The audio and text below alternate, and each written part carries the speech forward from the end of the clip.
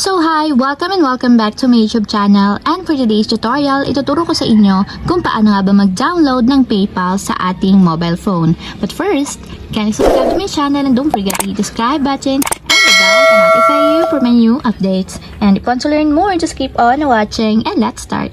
So ayan guys, for today's video, may two ways tayo kung paano nga ba mag-download ng PayPal. So para sa mga iOS users, pwede tayo mag-download sa App Store, and para sa mga Android users, pwede naman sa Google Play Store. So i-open na natin ang ating Google Play Store. And after nyan guys, itap nyo lang yung search na nandito sa lower part para makapag-search tayo. And dito sa search bar, i-search natin yung PayPal. So, search lang natin guys. So, ito yung piliin nyo. So, kulay blue na yung logo niya ngayon. Dati, yellow and blue. So, para ma-install or ma-download sa ating mobile device, itap lang natin yung install. So, itong PayPal guys is meron siyang file size na 95 megabytes.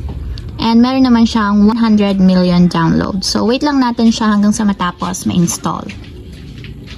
So yan guys, after ma-install, itap lang natin yung open para directly mapunta tayo sa pinakang application. So ayan guys, kung wala pa kayong account dito sa PayPal, meron akong ilalagay na link sa description box, and doon nakalagay kung paano nga ba mag-register or mag-sign in sa PayPal. So ayun lang guys, ganun lang kasimple. Sana nakatulong sa inyo. If you have a question, can you comment down below, and don't forget to hit the subscribe button and the bell to notify you for my new updates. And thank you for watching! Living life, every day, late at night, not okay.